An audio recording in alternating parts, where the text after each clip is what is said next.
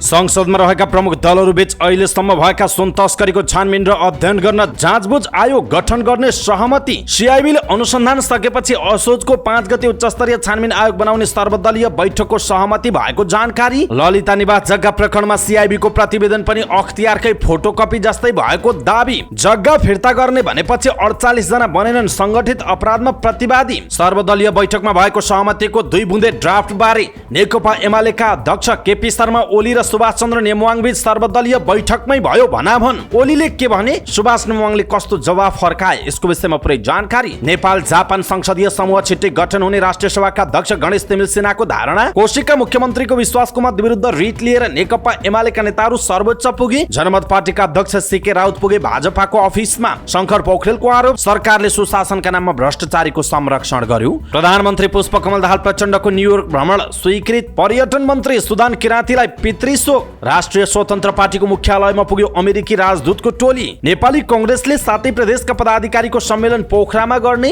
नेकपा यसका सुर्खेत अध्यक्ष मोहन बडुवाल सहित सिङ्गो जिल्ला कमिटी एमालेमा समाहित। त्रिशुलीमा बस खस्दा 8 जनाको ज्यान गयो। बेनी जोमसुम सडक 5 दिनपछि खुल्यो। काठमाडौँको बुद्धनगर स्थित एक स्कुलभित्र पसेको भैँसीलाई डाँट प्रयोग गरेर नियन्त्रणमा लिइयो। बबरमहलमा निर्वाचन कार्यालयले पनि फिर्ता माग्यो कोठा। पर्यटकको आकर्षण केन्द्र बन्दै तनहुँको शुक्ला गण्डकी स्थित झागाझोली। सुदूरपश्चिम प्रदेशभरि गौरा पर्वको हर्षोल्लास। एनओसी नलिकन भारतीय सीमा नाकामा शिक्षालयमा नर्सिङ पढ्न गए मान्यता नपाउने। गायक स्वर्गीय जेबी टुहुरेलाई जनगायकको उपाधि प्रदान। 17औं संस्करणको मिस नेवा नेपालको उपाधि सकिना महर्जनलाई। साउनमै घट्यो वैदेशिक व्यापार, आयात निर्यात दुवै गिरावट। 29.5 अङ्कले बढेको शेयर बजारमा हरियाली देखियो। 1 अर्ब 51 करोड रुपैयाँको शेयर कारोबार। आगामी डिसेम्बरबाट डिलिट हुँदैछ निष्क्रिय गुगल अकाउन्ट। कसरी बचाउन सकिन्छ गुगल अकाउन्ट डिलिट हुनबाट, यसको विषयमा पुरै जानकारी। भारतको मिजोरममा निर्माणाधीन रेलवे पुल भत्कँदा 17 जना मजदुरको ज्यान गयो। भारतले पठाएको चन्द्रयान 3 आज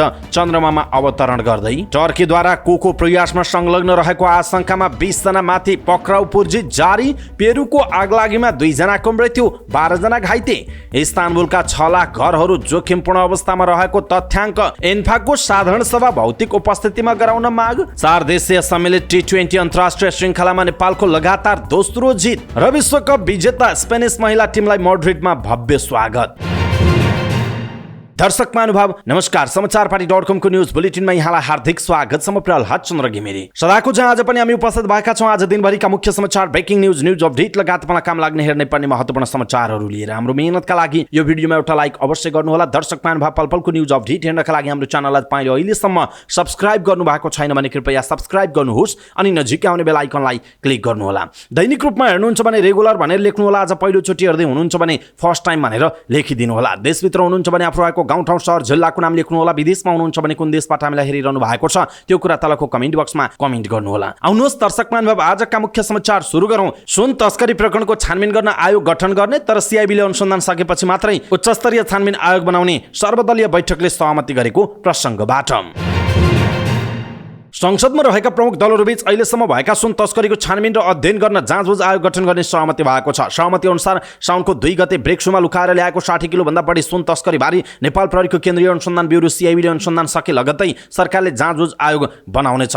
सुन तस्करीमा भइरहेको अनुसन्धानमाथि प्रश्न उठाउँदै प्रमुख प्रतिपक्षी दल नेकपा एमालेले साउनको 10 गतेदेखि संसद अवरुद्ध गर्दै आएको छ। सुरुमा गृह र अर्थमन्त्रीमाथि प्रश्न उठाएको एमालेले पछिल्लो समय जाँचबुझ आयोगलाई शर्त बनायो। तर एमालेले संसद अवरोध गर्दै आएको करिब 1 महिनापछि दलहरूबीच 60 किलो भन्दा बढी सुन तस्करीमा सिआइबीले अनुसन्धान सके लगत्तै आयोग बनाउने सहमति भएको छ। संसदमा प्रतिनिधित्व गर्ने राष्ट्रिय दलहरूबीचको भएको सहमतिको पहिलो बुँदामा भनिएको छ केन्द्रीय अनुसन्धान ब्युरोले निष्पक्ष अनुसन्धान छानबिन गरी सुन तस्करीमा संलग्न व्यक्तिहरूलाई अभियोजन गर्नेछ। साथै इलेक्ट्रिक सिगरेट भेप्समा राखेर ल्याएको सुन, ब्रेक्सुमा लुकाएर ल्याएको सुन लगायतका तस्करीका छानबिन अनुसन्धान बारे अध्ययन गर्ने र संरचनागत तथा कानुनी सुधारका लागि सुझाव दिने गरी जाँचबुझ आयोग बनाउने सहमति पनि भएको बताइएको छ। सहमतिमा भनिएको छ जाँचबुझ आयोग 2026 बमोजिम 2080 6-5 गते नेपाल सरकारले आयोग गठन गरी त्यसै दिनदेखि आयोगले कार्य प्रारम्भ गर्नेछ। एमाले प्रमुख सचेतक पदम गिरीले साउनको 2 मा बरामद भएको सुन बारे सिआइबीले अनुसन्धान सकेर मुद्दा अगाडि बढाए लगात्तै आयोग बनाउने सहमति भएको बताउनुभयो। सिआइबीले उच्च पदस्थ व्यक्तिहरूसम्म पुगेर छानबिन गर्छ भन्नेमा आशंका रहेकाले आयोग बनाउनु परेको उहाँले बताउनु भएको छ। यो आयोगले तथ्य प्रमाणले देखिए जोसुकैलाई पनि छानबिनको दायरामा ल्याउन सक्ने प्रमुख सचेतक गिरीले बताउनु भएको छ। अब कम्तीमा भेपमा लुकाएर ल्याएको सुन साउन 2 गते तस्करी तस्करी भएको सुन लगायतका घटनाबारे उच्चस्तरीय आयोगले छानबिन गर्छ, अध्ययन गर्छ र भविष्यमा यस्ता खालका तस्करी नहुने सुनिश्चितता हुने गरी प्रतिवेदन बुझाउनेछ। आयोग बनाउने सहमति ठूलो उपलब्धि भएको भन्दै प्रमुख सचेतक गिरीले भन्नुभएको छ। तस्करीबाट मुक्त गराउन सकिन्छ भन्ने विश्वास जागेको छ उहाँको भनाइरहेको छ। यसैबीच नेपाली कांग्रेसका प्रमुख सचेतक नेपाल प्रहरीको केन्द्रीय अनुसन्धान ब्युरो सीआईबीले अनुसन्धान सकेपछि असोजको 5 गते उच्चस्तरीय छानबिन समिति बन्ने गरी सर्वदलीय बैठकमा सहमति जुटेको बताउनु भएको छ। उहाँले सीआईबीले नै अभियोजन गर्ने पनि उल्लेख गर्नुभयो। उच्चस्तरीय छानबिन समिति बनेको दिनबाट नै कार्यान्वयनमा जाने उहाँको भनाइरहेको छ। दर्शक महानुभाव, खास गरी साउनको 2 गतेबाट सुन तस्करीको विषयमा संसद अवरोध गर्दै आइरहेको नेकपा एमाले अन्ततः फेरि 1 महिनापछि जाँचबुझ आयोग गठन गर्ने सहमतिमा खास गरी संसद खोल्ने सहमति जनाएको छ र दलहरू बीचमा त्यस्तै खालको सहमति भएको छ। यो बीचमा भएका क्रियाकलापहरू, दलहरूले राखेका अडानहरू र आज भएको सहमतिको विषयमा तपाईँ के भन्नुहुन्छ? कृपया आफ्नो कमेन्ट तलको कमेन्ट बक्समा कमेन्ट गरिदिनु होला।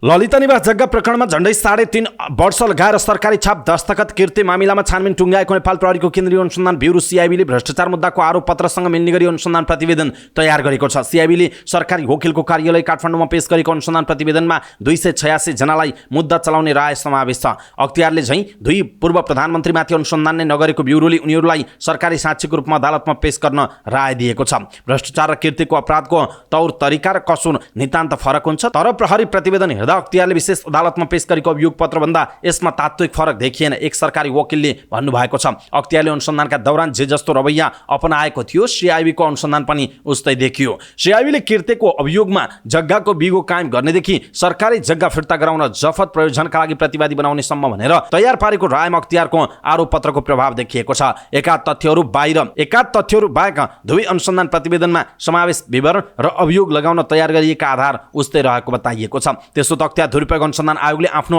संवैधानिक सीमाको आफू अनुकूल व्याख्या गरी पूर्व प्रधानमन्त्री द्वय माधव नेपाल र डाक्टर बाबुराम भट्टराईलाई भ्रष्टाचार मुद्दा नचलाउने निर्णय गरेको थियो। अख्तियार दुरुपयोग अनुसन्धान आयोग ऐन अनुसार मन्त्री परिषदका नीतिगत निर्णय छानबिनको दायरामा पर्दैनन्। अख्तियारले ललिता निवास सम्बन्धी निर्णयलाई नीतिगत भन्ने अर्थ लगाएर मुद्दा नचल्ने निर्णय गरेको थियो। सरकारी कागजात कीर्तिको अनुसन्धानमा क्षेत्राधिकारको यस्तो सीमा रहेको छैन। विभिन्न खाली लिखत र पत्राचार हेर्दा मन्त्री परिषदको निर्णयबाट ललिता निवासको सरकारी जग्गा व्यक्तिको नाममा दर्ता भएको देखिएको थियो। पक्राउ परेका आरोपितहरूले लिखित एवं मौखिक बयानमा तत्कालीन प्रधानमन्त्री, मुख्य सचिव सहितको बैठकको निर्णयका आधारमा काम गरेको बताएका थिए। केही साता अघि सर्वोच्च अदालतले पिरामिडको माथिल्लो तहमा समेत अनुसन्धानको दायरा बढाउनु भनिदिएको आदेशले सीआईबीलाई थप सहज हुने अपेक्षा गरेको थियो। बारम्बारको राजनैतिक हस्तक्षेपका कारण सीआईबीले अख्तियारले जति पनि अनुसन्धानको दायरा माथिल्लो तहमा फैलाउन सकेन। छानबिनको दायरामा आउनुपर्नेहरूलाई अख्तियारले अनुसन्धान गरी प्रमाणको मूल्याङ्कनका आधारमा निर्णय गर्नुपर्नेमा मौकाको कागज गराई सरकारी साक्षी सरहको मान्यता दिएको बताइएको छ।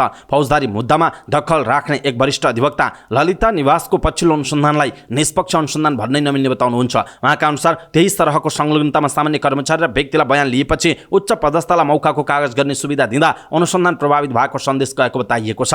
त्यसो त पूर्व प्रधानमन्त्री द्वय बाहेक अख्तियार दुरुपयोग अनुसन्धान आयोगले ललिता निवास जग्गा प्रकरणमा जे जस्तो तौर तरिकाले अनुसन्धान गर्यो, सीआईबीले पनि त्यही पदचाप पछ्यायो। 2069 सालमा मन्त्री परिषदबाट सरकारी जग्गालाई पशुपति टिकिन्छा गुठीका नाममा दर्ता गर्न अनुमति दिने सैद्धान्तिक निर्णय भयो। त्यसको प्रमाणीकरण गरेका तत्कालीन मुख्य सचिवलाई बयान लिएपछि अख्तियारले मुद्दा चलाएन। सीआईबीले पनि पौडेललाई मुद्दा नचलाउने राय दिएको छ। मन्त्री परिषदमा प्रस्ताव पठाएका 4 पूर्व मन्त्रीहरूलाई अख्तियारले भ्रष्टाचार मुद्दा दायर गरेको थियो। सीआईबीले पनि पूर्व मन्त्रीहरू विजय कुमार गक्षदार, चन्द्रदेव जोशी, डम्बर श्रेष्ठ र सञ्जय शाहलाई मुद्दा चलाउन सिफारिस गर्यो। अख्तियारले झैं ब्युरोले पनि तत्कालीन शाखा अधिकृत एवं सञ्चार सचिव कृष्णबहादुर राउतलाई मुद्दा नचलाउने राय दिएको छ। भूमाफिया भनेर चुनिएका शुभाकान्त ढकाल, रामकुमार सुवेदी, उनीहरूको परिवार र सन्तानलाई मुद्दा चलाउने मामिलामा अख्तियारको 3 वर्ष अघिको निर्णय र ब्युरोको राय मिल्दोजुल्दो रहेको जनाइएको छ। भाटभटेनी डिपार्टमेन्ट स्टोरका सञ्चालक मीनबहादुर गुरुङलाई दुवै निकायले जग्गा अनियमितताको प्रमुख योजनाकार भनी प्रस्तुत गरेका छन्। अख्तियारले झैं सीआईबीले पनि छानबिनको दायरालाई सर्वोच्च अदालतका न्यायाधीश कुमार रेग्मीसम्म नतन्काउने नीति लियो।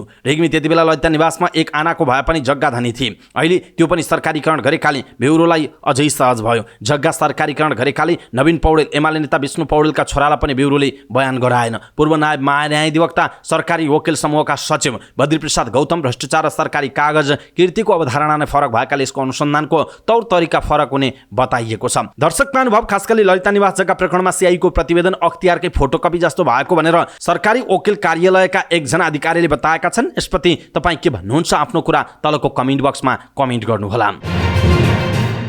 यसैबीच बालुवाटार स्थित ललिता निवासको सरकारी जग्गा किर्ती गरेर हडपेको प्रकरणमा केन्द्रीय अनुसन्धान ब्युरो सिआइबीले अनुसन्धान थालेपछि 48 जनाले जग्गा फिर्ता गरेको भन्दै निवेदन दिएको खुलासा भएको छ। सिआइबीले जिल्ला सरकारी वकिलको कार्यालय काठमाडौँमा उज्याएको राय सहितको अनुसन्धान प्रतिवेदनमा जग्गा फिर्ताका लागि निवेदन दिएको भन्दै सरकारी लिखत किर्ती र संगठित अपराधको मुद्दाबाट छुटकारा दिएको बताइएको छ।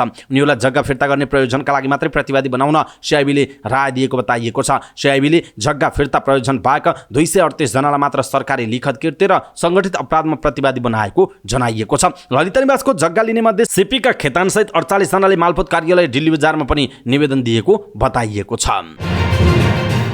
मंगलबारको सर्वदलीय बैठक नबस्नुमा नेकपा एमाले केपी शर्मा ओलीको प्रतिकूल स्वास्थ्य मात्रै कारक रहेको थिएन। सुन तस्करी काण्ड छानबिनका लागि प्रस्तावित आयोग गठन बारे उहाँको फरक बुझाइले समेत काम गरेको थियो। त्यसैले सहमतिको मस्यौदा बन्न र संसद खुल्न अझै केही दिन कुर्नु पर्यो। जाँचबुझ आयोग गठनको कार्यादेश र मस्यौदा बनाउन ओलीले आफ्नो पार्टीका तर्फबाट उपाध्यक्ष सुभाष नेमवाङलाई खटाउनु भएको थियो। कांग्रेसबाट रमेश लेखक र माओवादीबाट हितराज पाण्डे सहित नेमवाङले सहमतिको ड्राफ्ट मंगलबार नै तयार पार्नु भएको थियो। ओलीले नेमवाङलाई मंगलबार साँझ बालकोट बोलाएर यसबारे ब्रिफिङ समेत माग्नु भएको थियो। बुधबार 11 बजे सिंहदरबारमा डाकिएको सर्वदलीय बैठकमा भने ओली र नेमवाङ बीचको सौहार्दतामा केही तलमाथि परेको प्रश्न देखियो। सर्वदलीय बैठकमा सहभागी एक नेताका अनुसार एमाले अध्यक्ष केपी शर्मा ओलीसँग 2 बुँदे सहमतिको ड्राफ्टलाई लिएर नेमवाङको सामान्य भनाइ भन्नै पर्यो। के लेख्या यस्तै हुन्छ सहमतिको ड्राफ्ट? ओलीले सबैका सामु नेमवाङतिर हेर्दै भन्नुभयो, लेख्न त नेपालीमै लेख्या हो, अलिक भाषा सिकाउनु पर्ने जस्तो छ। ओलीको प्रस्तुतिले बैठकमा असहजता छाएको थियो। नेमवाङले पनि आफ्नो दलका अध्यक्षको प्रस्तुतिसँग संकोच मान्नु भयो। उहाँले ओलीतिर नहेरिकन जवाफ फर्काउनु भयो, लेख्नु पर्ने कुरा त्यही लेखेको छ, भाषाको ज्ञान हुनेहरूले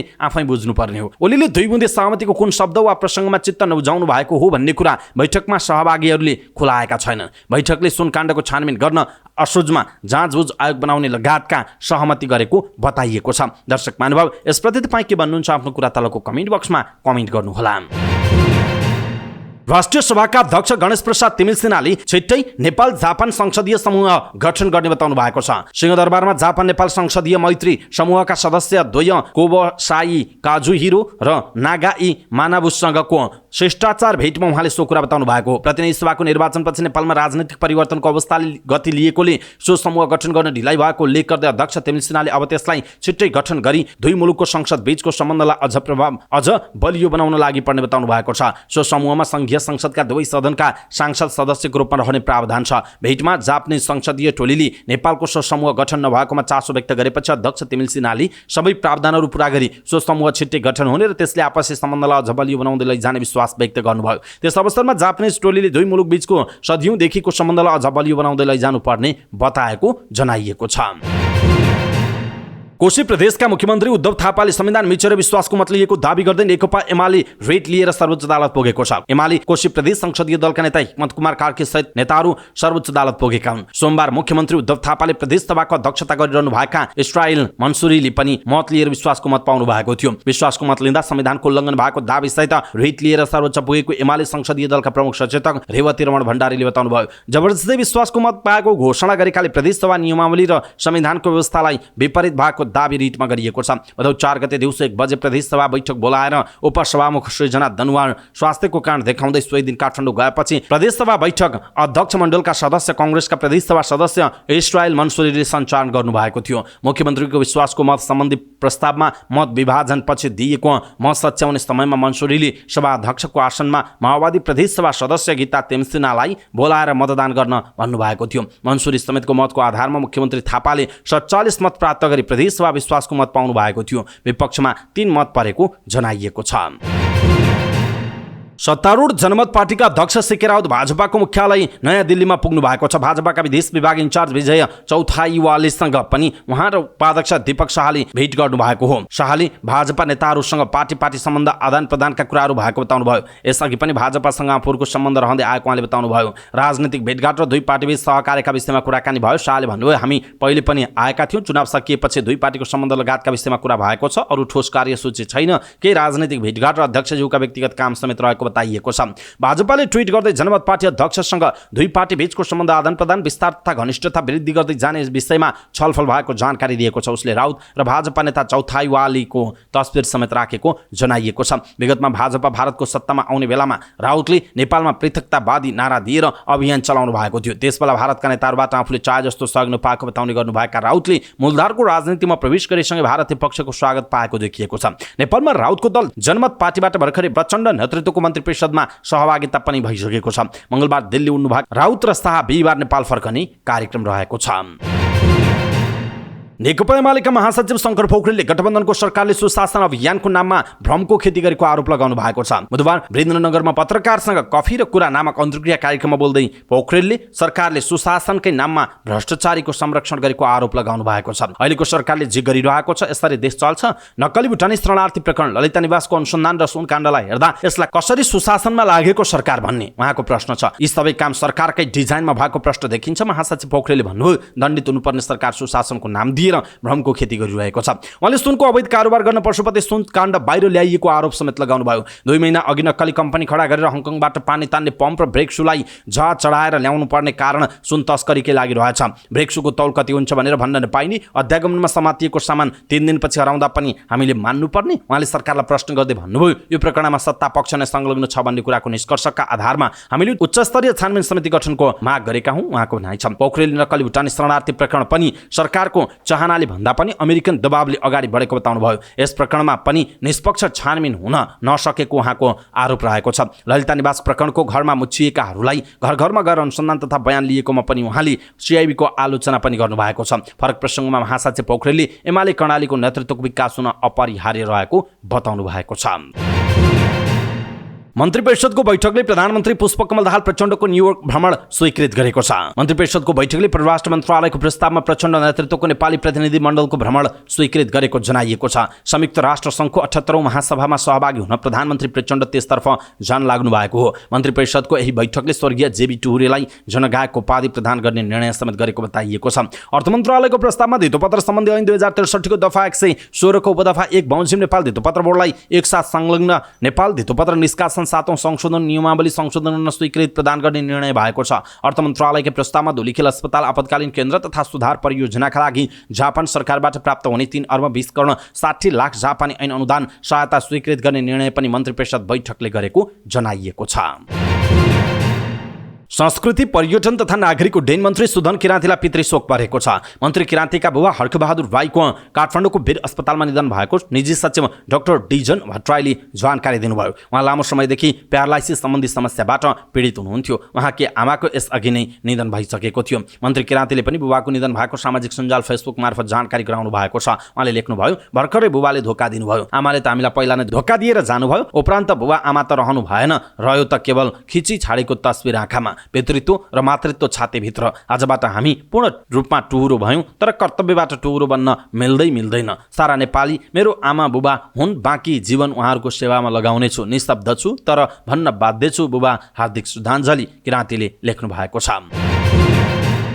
राष्ट्रिय स्वतन्त्र पार्टीका सभापति रवि लामिछाने र नेपालका लागि अमेरिकी राजदूत डिन आर थम्पसन बीच भेटवार्ता भएको छ। सभापति लामिछानेलाई भेट्न राजदूत थम्पसन पार्टी कार्यालय वनस्थली पुगेर भेट गर्नुभयो। भेटमा प्रतिनिधि सभा सदस्य तथा पार्टीको अन्तर्राष्ट्रिय सम्बन्ध विभाग प्रमुख शिशिर खनाल, केन्द्रीय सदस्य प्रतिभा रावल लगायतको सहभागिता थियो। भेटमा मुख्यतया नेपालको आर्थिक विकास र सुशासनका विषयहरूमा छलफल भएको उल्लेख छ। भेटमा नेपालीले दिनहुँ भोगिरहेको भिजा सम्बन्धी समस्याबारे आफू जानकार रहेको र त्यसको समाधान राजदूतावासको उच्च प्राथमिकतामा रहेको महामहिम थम्पसनले जानकारी दिनुभएको छ।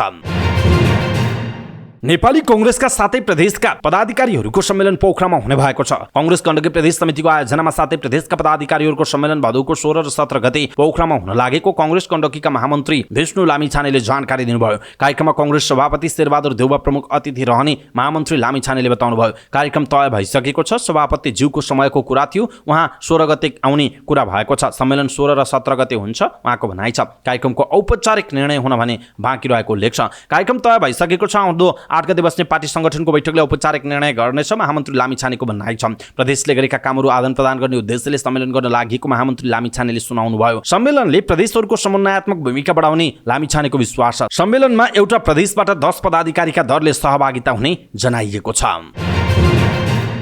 नेकपा एकीकृत समाजवादी सुर्खेत अध्यक्ष मोहन बढुवाल सहित सिङ्गो कमिटी एमालेमा समाहित भएको छ। एमाले महासचिव शंकर पोखरेलले उनीहरूलाई पार्टीमा स्वागत गर्नुभएको हो। बढुवाल नेकपा हुँदा सुर्खेत जिल्ला कमिटी सचिव समेत हुनुहुन्थ्यो। पछि नेकपा विभाजनपछि उहाँ माधव नेपालको टिममा लाग्नु भएको थियो। बढुवालसँगै नेकपा यसका 65 जना नेता कार्यकर्ता एमालेमा भित्रिएको बताइएको छ।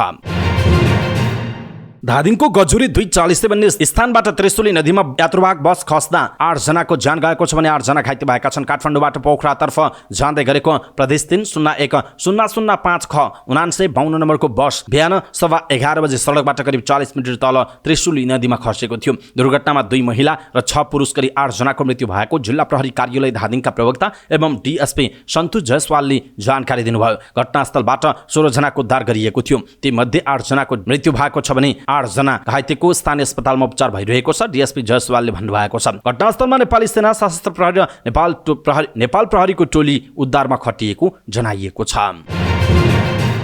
मुस्ताङलाई राष्ट्रिय राजमार्गसँग जोड्ने बेनी जोमसोम सडक खण्ड अन्तर्गत म्याग्दीको अन्नपूर्ण गाउँपालिका 3 को जलथली स्थित दुवारी खण्डको सडक 5 दिनपछि सञ्चालन भएको छ। अन्नपूर्ण गाउँपालिकाको जलथली, गुइठी, सुकेबगल, खामभिक्का लगायतका क्षेत्रमा अविरल वर्षासँगै 50 भन्दा बढी ठाउँमा खसेको पहिरोका कारण 76 किलोमिटर दूरीको बेनी जोमसोम सडकमा शनिबारदेखि सिधा यातायात सञ्चालन हुन सकेको थिएन। बेनी जोमसोम कोरोला सडक आयोजनाका प्रमुख जगत प्रजापतिले पहिरो पन्छाएर सडक खुलाइएको जानकारी दिनुभएको छ। सडक खोलेपछि जलथली र दाना क्षेत्रमा रोकिएका सवारी साधन गन्तव्यतर्फ लागेका छन्। सडक अवरुद्ध भएपछि दानादेखि नारच्याङको घरापसम्म हिलाम्मे सडकमा यात्रुहरूले कष्टपूर्ण पैदल यात्रा गर्न बाध्य बनेका थिए। सडक मर्मतका क्रममा गुइठीको भिरबाट खसेको ढुङ्गाले चोट लागेर सडक विभागका डोजर अपरेटर नारायण गिरी र सवारी चालक सुभाष कुमार घाइते भएको आयोजना प्रमुख प्रजापतिले जानकारी दिनुभयो। आयोजना प्रमुख प्रजापति, इन्जिनियर विष्णु चापागाई, सवारी चालक अजय स्याङताङ, सुपरभाइजर इन्द्रसिंह शेरचन सहितको टोली पहिरो पन्छाउने र सडक मर्मतमा परिचालन भएको जनाइएको छ। काठमाडौँको बुद्धनगर स्थित एक स्कुलभित्र पसेको भैँसीलाई डाँट प्रयोग गरी नियन्त्रणमा लिइएको छ। डिभिजन वन कार्यालयको प्राविधिक टोलीले डाँट प्रयोग गरेपछि ज्ञान निकेतन स्कुलभित्र प्रवेश गरेको भैँसी बेहोस भएको थियो। उक्त भैँसीलाई वन र सुरक्षाकर्मी सहितको टोलीले नियन्त्रणमा लिएको छ। बुद्धनगर र शङ्खबुल क्षेत्रमा बिहानैदेखि अनियन्त्रित अवस्थामा हिँडेको भैँसीले आक्रमण गर्न सक्ने डरले स्थानीयहरू आतंकित थिए। उक्त भैँसी गल्ली गल्ली चार्दै ज्ञान निकेतन स्कुलभित्र प्रवेश गरेर ग्यारेजमा बसेको थियो। भैँसीले क्षति पुर्याउन सक्ने भएकाले बिहानभर सशस्त्र नेपाल प्रहरीको टोलीले निगरानी गरेको थियो। उक्त भैँसी स्कुलको ग्यारेजभित्र प्रवेश गरेर बसेपछि नेपाल प्रहरी र काठमाडौँ महानगरपालिकाको टोलीले डिभिजन वन कार्यालयको टोलीलाई खबर गरेको थियो। त्यसपछि भेटेरिनरी डाक्टर सहित वन अधिकृतको टोली विद्यालय परिसरमा पुगेको थियो। त्यसअघि काठमाडौँ उपत्यकाका बस्तीहरूमा प्रवेश गर्ने चितुवाहरूलाई पनि यही टोलीले नियन्त्रणमा लिने गरेको थियो।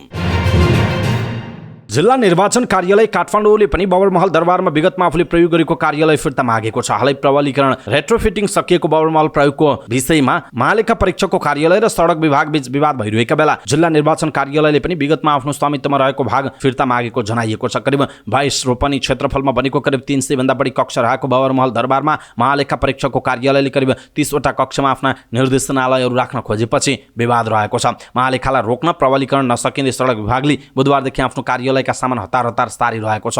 यस्तो अवस्थामा जिल्ला निर्वाचन कार्यालयले पनि आफूले प्रबलीकरण सुरु हुनुभन्दा अगाडि प्रयोग गरिरहेका भागमा फर्कन प्रयत्न थालेको छ। तर सडक विभागबाट असहयोग भएपछि जिल्ला निर्वाचन कार्यालयले निर्वाचन आयोग, प्रधानमन्त्री तथा मन्त्री परिषदको कार्यालयदेखि शहरी विकास तथा भवन निर्माण विभागसम्मको साथ खोजेको जनाइएको छ। सडक विभागले महालेखालाई सानो गौचरणको जग्गा दिएर बबरमहल आफूले उपयोग गर्ने गरी मन्त्री परिषदबाट निर्णय गराए पनि बबरमहल भित्रै बस्ने गरेको जिल्ला निर्वाचन कार्यालयसँग भने कुनै सहमति गरेको थिएन। पछि भदौ 4 देखि निर्वाचन कार्यालय साबिकको ठाउँमा फर्कन खोजेको थियो, तर सडक विभागका कर्मचारीले कुनै हालतमा प्रवेश नदिने भन्दै रोकेको जनाइएको छ। जिल्ला निर्वाचन अधिकारी ठाकुर प्रसाद भट्टराईका अनुसार 2060 साल साउनको 9 गते तत्कालीन जिल्ला प्राविधिक कार्यालय काठमाडौँले बबरमहल स्थित कुमारी चोक अड्डा रहेको कक्षका कोठाहरूमध्ये 2 वटा बाहेकका अरू कोठाहरू जिल्ला निर्वाचन कार्यालयलाई हस्तान्तरण गरेको थियो। त्यसअघि ती कोठाहरू जिल्ला प्राविधिक कार्यालयले नै प्रयोग गर्ने गरेको थियो। हस्तान्तरणपछि कोठाहरूका लागि आवश्यक बिजुलीको महसुल तिर्ने गरी जिल्ला निर्वाचन कार्यालयलाई हस्तान्तरण गरिएको भाग बबरमहल दरबारभित्रै पर्ने बताइएको छ। प्रबलीकरणको काम भइरहँदा कार्यालय भवन नभएपछि निर्वाचनले धोबीखोला किनारमा भाडाको घरमा कार्यालय चलाइरहेको छ। भवन प्रबलीकरण सकिएपछि साबैकै ठाउँमा जान खोज्दा रोक्नु अनुचित हुने भट्टराईले बताउनु भएको छ। शुक्ला गण्डकी नगरपालिका 6 स्थित पृथ्वी राजमार्गको खैरिनटार बजारबाट 2.5 किलोमिटर दूरीमा झाँगाझोली रहेको छ। पर्यटनको प्रचुर सम्भावना रहेको यस झाँगाझोली 3 खोली मोटर मार्ग हुँदै जान सकिन्छ। झाँगाझोलीमा 3 जनाको रु 1.5 करोड लगानीमा करिब 17 रोपनी क्षेत्रफलमा आकर्षक रिसोर्ट निर्माण गरी सञ्चालनमा ल्याइएको छ। यहाँ दैनिक 300 देखि 400 सम्म आन्तरिक पर्यटक भ्रमणमा आउने गरेका छन्। प्राकृतिक रूपले धनी झाँगाझोलीको विकासका लागि 3वटै सरकारले ध्यान दिन सके पर्यटन क्षेत्रमा कायापलट हुन सक्ने सम्भावना देखिएको छ। छ। झाँगाझोली हुँदै बग्ने कञ्चन कुम्मली खोलामा मानव निर्मित सुन्दर ताल बनाउनका लागि सम्भाव्यता अध्ययन भइरहेको छ। ताल निर्माण र जङ्गल सफारी बनाउनेतर्फ पनि छलफल भइरहेको शुक्ला गण्डकी 6 का वडा अध्यक्ष बुद्धि थापाले बताउनुभयो। पछिल्लो समय झाँगाझोलीमा मानिसहरूको आवागमनले यस क्षेत्रमा चहलपहल बढ्दै गएको, पर्यटकीय गन्तव्यका रूपमा परिचित बन्दै गएको उहाँले बताउनुभयो। अन्य साहसिक खेलहरूका लागि समेत यो क्षेत्र उपयुक्त मानिएको छ। घना जङ्गल भएकाले यहाँ आध्यात्मिक गतिविधिका लागि ध्यान केन्द्र लगायत विविध प्राकृतिक पर्यटकीय आकर्षण केन्द्र बनाउन सकिने झाँगाझोली सञ्चालक शङ्कर प्रसाद अधिकारीले बताउनुभयो। खोलाको वरपर रहेको घना जङ्गलको हरियाली र चराचुरुङ्गीको आवाजले झाँगाझोली क्षेत्रमा आउने पर्यटकलाई मुग्ध बनाउने गर्दछ।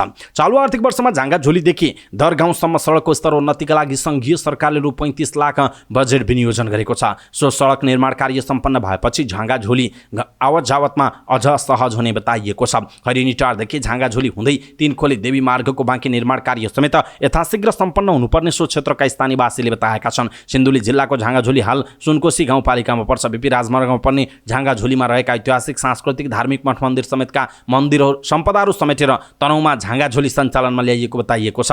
विशेषतः सिन्धुली झाँगाझोलीमा रहेका दुम्जा कुशेश्वर महादेव, झाँगाझोली गोठ बजार स्थित गोठ बजार राम मन्दिर, रातामाटा स्थित गणेशस्थान मन्दिर, मूलकोटमा रहेको बालाकेश्वर मन्दिर, गैरीपुछारमा रहेको मुकुटेश्वरी मन्दिर, सिन्धुली झाँगाझोली हुँदै बग्ने सुनकोशी नदी, नाङ्गी डाँडा स्थित सिद्धार्थन मन्दिर, सहस्त्रधारा देवी खाल्टे चैनपुरमा रहेको शीतलपाटी र ऐतिहासिक लप्से खोला कुवाको निर्माण गरिने बताइएको छ। यस्तै सिन्धुली झाँगाझोलीका बोहोरेटार, गोठ बजार, रातामाटा, कालीमाटी, लक्ष्मी डाँडा जस्ता गाउँहरूको नामबाट घरहरू निर्माण गरिनेछ। सातवटै प्रदेशका विशिष्टीकृत उत्पादनका प्रवर्धनका लागि प्रादेशिक कोसेली घर समेत निर्माण गर्ने योजना रहेको बताइएको छ।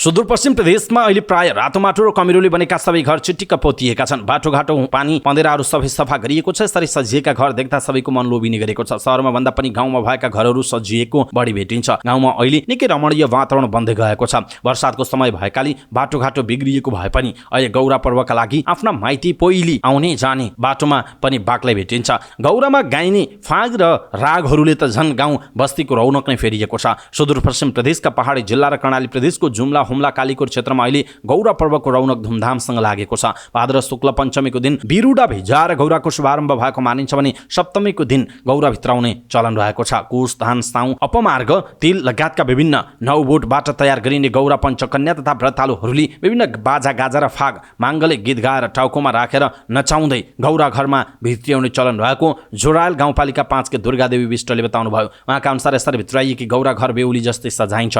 गौरा भित्र्याउँदा बाजा गाजाका साथ भित्राइन्छ। सप्तशती देवीले दक्षको अग्निकुण्डमा हाम फाल्दा आफ्नो सूक्ष्म रूपलाई हरियो घाँसमा छिपाई भौतिक देह विसर्जन गरेकाले हरियो घाँसमा सती देवीको वास हुन्छ भन्ने मान्यता अनुसार घाँसको समष्टिगत रूप बनाई पूजा गर्ने परम्परा भएको दिपालका स्थानीयवासी तथा पूर्व नगर प्रमुख घनश्याम पाठकले जानकारी दिनुभयो। गौरा भित्र्याएको दोस्रो दिन महेश्वरसँग धुमधामसँग बिहा गरिन्छ। गौराको व्रत बस्ने महिलाहरूले प्रसादको रूपमा घाँटीमा दुवा धागो, मन्तरीको धागो बाँध्ने गरेका छन्। अन्यलाई बिरुडा प्रसादको रूपमा दिने गरिन्छ। यस पर्वको प्रमुख प्रसाद भनेको बिरुडा क्वाटी हो। पञ्चमीका दिन बिरुडा भिजाइन्छ। षष्ठीका दिन धुने र गौराको समयमा खाने गरिन्छ र घर बाहिर बसेका सदस्यलाई समेत पठाउने चलन रहेको दिपाल पिपल्लाकी स्थानीय खेमादेवी विष्टले जानकारी दिनुभएको छ। गौराको अन्तिम दिन दुलहीलाई विवाह गरेर अनुमाय झैँ गरी बाजा गाजा र फाँक गाउँदै निश्चित ठाउँमा विसर्जन गरिने गरिन्छ। गौरा विसर्जन नगरुन्जेलसम्म धुमधामसँग देउडा खेल्ने चलन रही आएको स्थानीय बासिन्दाहरूले बताएका छन्। वैदेशिक अध्ययन अनुमति पत्र एनओसी नलिकन भारतको सीमा क्षेत्रमा सञ्चालित शिक्षालयहरूमा अध्ययन गर्ने नेपाली नर्सिङ विद्यार्थीहरूको शैक्षिक प्रमाणपत्रले मान्यता नपाउने भएको छ। वैदेशिक अध्ययन अनुमति पत्र एनओसी नलिकन सीमा क्षेत्रमा नर्सिङ पढ्न गएका नेपाली विद्यार्थीहरूको शैक्षिक प्रमाणपत्रले मान्यता नपाउने बताइएको छ।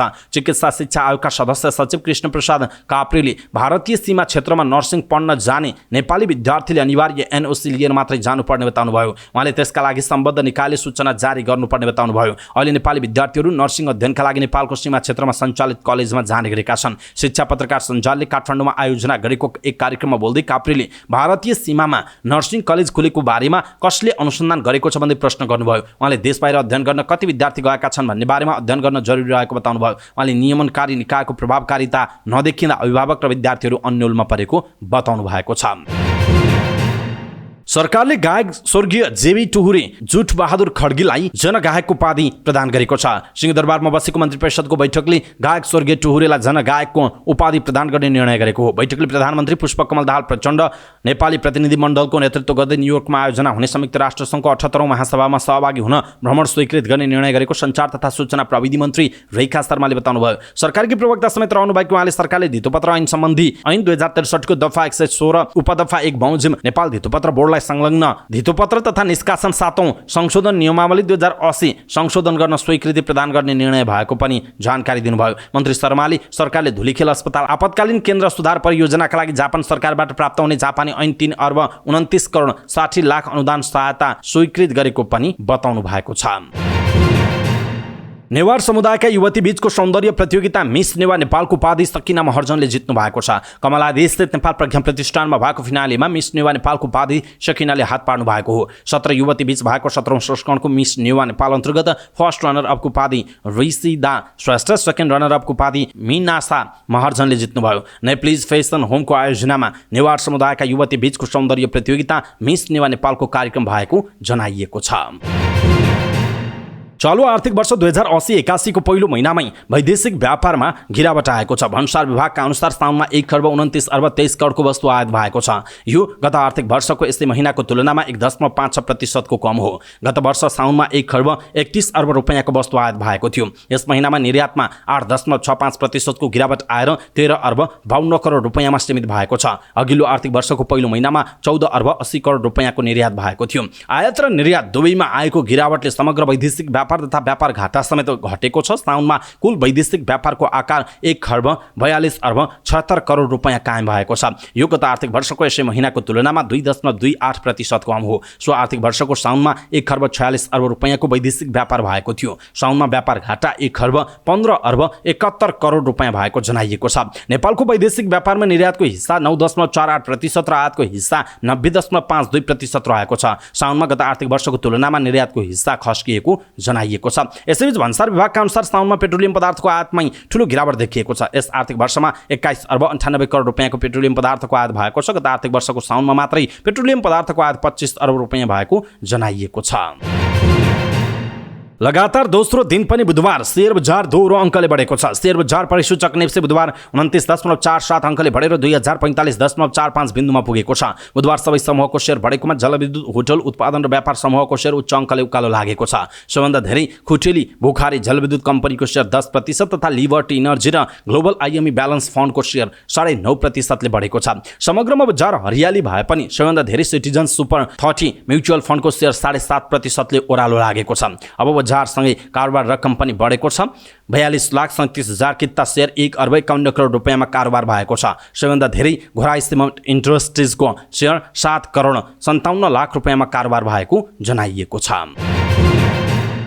गुगलले शनिबार आफ्ना करोडौं प्रयोगकर्तालाई इमेल पठाउँदै गुगल अकाउन्टको निष्क्रियता नीतिलाई अद्यावधि गरेको जनाएको छ। जसअनुसार गुगलका हरेक प्रोडक्ट तथा सर्भिसहरूको अधिकतम निष्क्रियता अवधि अधिकतम 2 वर्ष कायम गरिएको छ। तत्कालैबाट लागू हुने भएको यो नियम अनुसार गत 2 वर्षदेखि साइन इन नगरिएका वा गुगल अकाउन्ट वा प्रयोग नगरिएका प्रोडक्टहरू अब निशानामा पर्नेछन्। गुगलका अनुसार 2 वर्षसम्म निष्क्रिय अकाउन्ट तथा त्यसमा भएका सामग्रीहरू आगामी डिसेम्बर 1 बाट डिलिट हुनेछन्। त्यसैले यदि तपाईले आफ्नो जीमेल, गुगल फोटो, ड्राइभ जस्ता अकाउन्टहरू 2 वर्षभन्दा बढी अवधिसम्म चलाइकन बस्नु भएको छ भने तपाईको अकाउन्ट तथा त्यसका सामग्रीहरू डिलिट हुने खतरा छ। तर यसबीचमा कम्तीमा पनि एक पटक साइन इन गर्नु भएको छ भने चिन्ता मान्नु पर्दैन। गुगलले आफ्नो इमेलमा भनेको छ, नियम तत्कालैदेखि लागू गरिएको भए पनि यसको कार्यान्वयनको सबैभन्दा छिटो मिति भनेको आगामी डिसेम्बरदेखि हो भनिएको छ। यदि कुनै पनि अकाउन्ट निष्क्रिय हुने देखिएमा गुगलले सम्बन्धित प्रयोगकर्ता तथा त्यसको रिकभरी इमेल ठेगानामा धेरै पटक जानकारी तथा चेतावनी सन्देश पठाउनेछ। त्यसपछि मात्र अकाउन्ट डिलिट गर्ने कदम चाल्नेछ।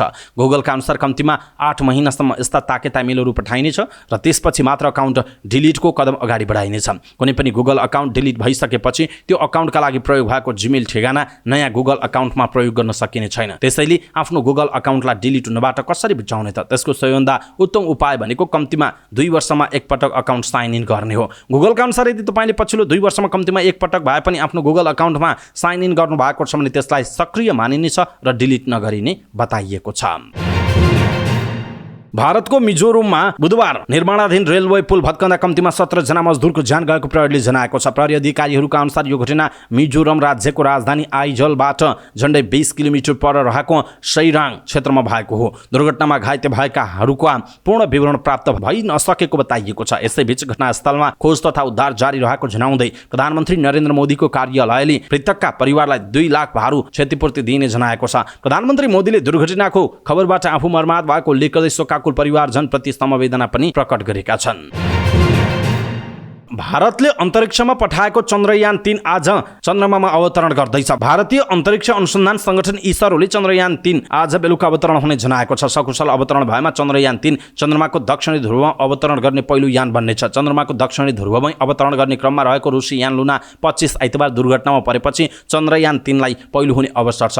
चन्द्रमाको दक्षिणी ध्रुवमा बरफ र महत्त्वपूर्ण तत्त्वहरू हुन सक्ने वैज्ञानिकहरूले अपेक्षा गरेका छन्। यदि त्यहाँ पानी वा बरफ भएमा भविष्यमा चन्द्रमामा मानव बस्ती बसाल्न सकिने सम्भावना रहने वैज्ञानिकहरूको भनाइ छ। यसअघि अमेरिका, रुस र चीनले मात्रै उपकरण चन्द्रमामा अवतरण गराउन सफल भएका छन्। भारतको यान सफलतापूर्वक चन्द्रमामा अवतरण भएमा भारत चौथो देश बन्नेछ।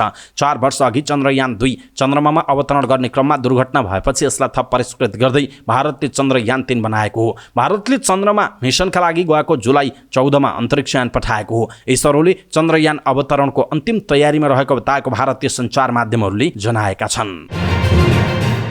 टर्की सरकारले सन् 2016 मा कुको प्रयास गर्ने समूहमा रहेको आरोपमा 20 जनालाई पक्राउ गरेको छ। उनीहरू गुलिन आन्दोलनसँग जोडिएको बताइएको छ। टर्की सरकारले सन् 2016 मा घुसपैठ र कुको प्रयासमा संलग्न रहेको बताएको छ।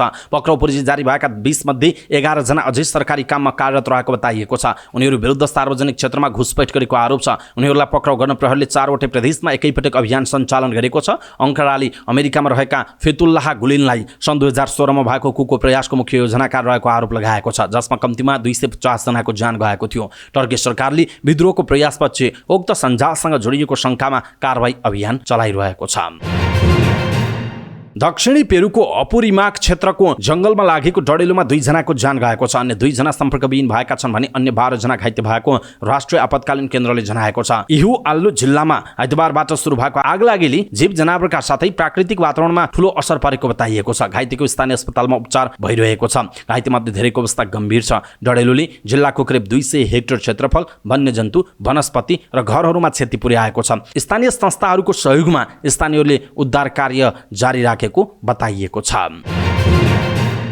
टर्की सरकारले टर्कीको सबैभन्दा ठूलो शहर इस्तानबुलका 6 लाख घरहरू जोखिमपूर्ण रहेको बताएको छ। टर्कीका वातावरण, शहरीकरण र जलवायु परिवर्तन मन्त्री मेहमेट ओझाकसेकीले मंगलबार यसको पुष्टि गरेका हुन्। उनले एक टेलिभिजन अन्तर्वार्ता कार्यक्रममा शहरका 60 लाख घरमध्ये 6 लाख घर जोखिमपूर्ण अवस्थामा रहेको बताए। उनले सरकारले शहरी रूपान्तरण योजनाभित्र भूकम्प प्रतिरोधी घरहरू निर्माण गर्ने गरी आरक्षित ठाउँहरू खोज्ने काम गरेको बताएका छन्। टर्की भूकम्पको जोखिममा रहेको र फेब्रुअरीमा देशको दक्षिणी भागमा शक्तिशाली भूकम्प जाँदा 50,000 भन्दा बढी मानिसको मृत्यु भएको थियो। त्यससँगै सरकारले जोखिमयुक्त घरको निरीक्षण गर्न सुरु गरेको थियो। सन् 1979 मा उत्तर पश्चिम टर्कीमा गएको शक्तिशाली भूकम्पमा 17,000 मान्छेको ज्यान गएको थियो, जसमध्ये करिब 1,000 मृतक इस्तानबुलको रहेको जनाइएको छ। शहीद स्मारक लिग खेल्ने 32 क्लबले अखिल नेपाल फुटबल संघ इन्फाको विशेष साधारण सभा भौतिक उपस्थितिमा गराउन माग गरेका छन्। साधुबाट स्थित इन्फा मुख्यालयमा पुगेर ए, बी र सी डिभिजन लिगका 32 क्लबका प्रतिनिधिले कार्यवाहक अध्यक्ष वीरबहादुर खड्का, कार्यवाहक महासचिव अरुणमान जोशी र कोषाध्यक्ष रविन्द्र जोशीलाई संयुक्त ज्ञापन पत्र बुझाउँदै यस्तो माग गरेका हुन्। इन्फाको 11 साउनमा बसेको बैठकले भदौ 24 गते विशेष साधारण सभा गर्ने निर्णय गरेको थियो। त्यो साधारण सभा भौतिक उपस्थितिमा र विभिन्न विषयमा सहज छलफल गर्न पाउने गरी आयोजना हुनुपर्ने उनीहरूको माग छ। साउन 11 को बैठकले लेखा परीक्षक एलएससी एसोसिएटलाई नियुक्त गर्ने निर्णय गरेको भन्दै त्यो निर्णयलाई अनुमोदन गर्नका लागि बोलाइएको विशेष साधारण सभाको कुनै औचित्य नभएको उनीहरूले बताएका छन्। उनीहरूले ए, बी र सी डिभिजन लिग प्रतियोगिताको तयारी खर्च विगत लामो समयदेखि नपाएको भन्दै त्यो खर्च तत्काल उपलब्ध गराउन पनि माग गरेका छन्। मलेसियामा जारी 4 देश सम्मिलित महिला टी20 अन्तर्राष्ट्रिय क्रिकेट श्रृङ्खलामा नेपालले लगातार दोस्रो जित हात पारेको छ। नेपालले बुधबार भएको खेलमा कुवेतलाई 34 रनले पराजित गरेको हो। नेपालले निर्धारित 20 ओभरमा 8 विकेट गुमाएर 89 रन जोड्यो। नेपालका लागि इन्दु भर्माले 23, बिन्दु रावलले 20 र काजल श्रेष्ठले 19 रन बनाए। अन्य खेलाडीले दोहोरो अङ्कमा रन जोड्न सकेनन्। कुवेतले निर्धारित 20 ओभरमा 8 विकेट गुमाएर 55 रन जोड्यो। नेपालका इन्दु भर्माले 3, खुशी डङ्गोलले 2 तथा ईश्वरी विष्ट, सीता राणा मगर र कविता कुमारले 1-1 विकेट लिए। कुवेतका 2 जना ब्याटरले मात्र दोहोरो अङ्कमा रन जोड्न सकेका थिए। पहिलो खेलमा नेपालले हङकङलाई हराएको थियो। नेपालले अन्तिम खेल शुक्रबार मलेसियासँग खेल्ने जनाइएको छ।